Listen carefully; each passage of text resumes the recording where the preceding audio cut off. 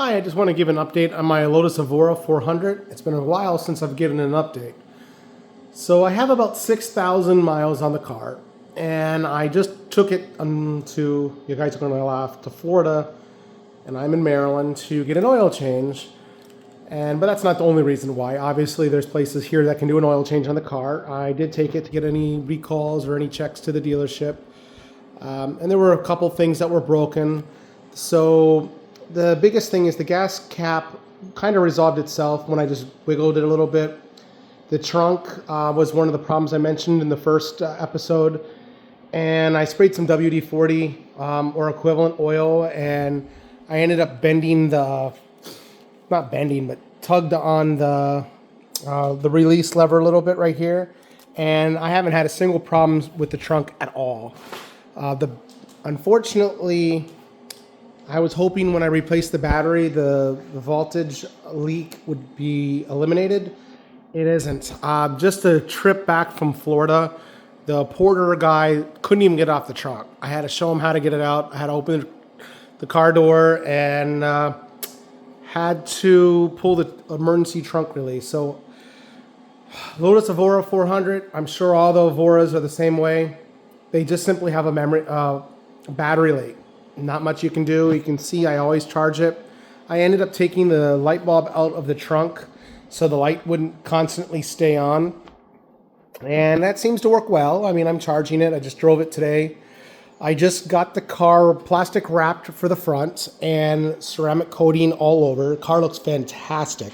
So much easier to clean now with the ceramic coating. I don't know why I waited 5+ years to do it.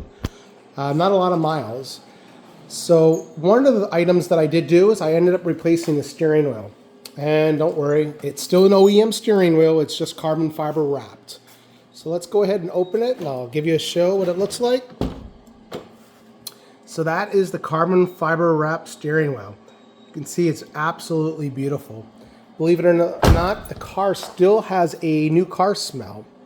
So here is the old steering wheel. I'm just leaving it in the trunk, and not sure if the camera's picking it up, but you can see how dirty it is. The Alcantara with less than 1,000 miles on it felt like a dirty sponge.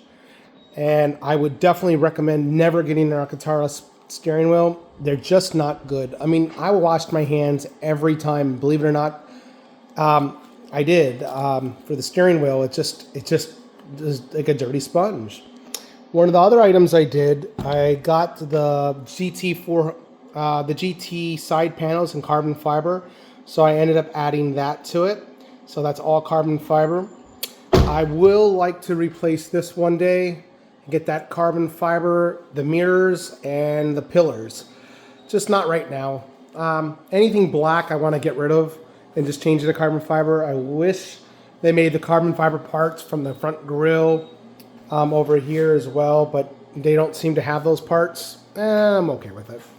So I'm not sure if you're following the channel, but I did get a mirror, and unfortunately I had to take that back to the dealership. The front windshield is cracked. Not sure if Lotus is going to warranty it. It was cracked where the mirror is. You can take a look at my other videos and see how bad it is. The car is just now getting to Florida today, and I've been tracking it with the tracking system that's built into it. So if you have any questions, let me know. But overall, this car's been fantastic. The only problem that I had was the brake pedal sensor went bad on the car. I ended up replacing that myself. I'm not very handy, but it was literally just a twist and an unplug of it, and that was the resolving of the fix. Now, here's an odd issue. Anybody please let me know if you saw the same. I got the car back just last week, and it had very, very low gas. I mean, so low that it didn't even register.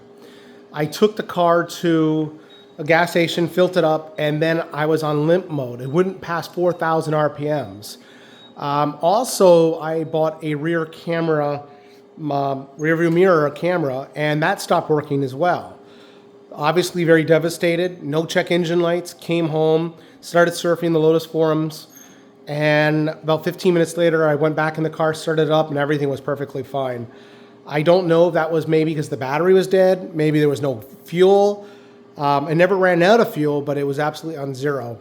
And I did talk to the dealership about this. They just can't return a car with zero fuel on it.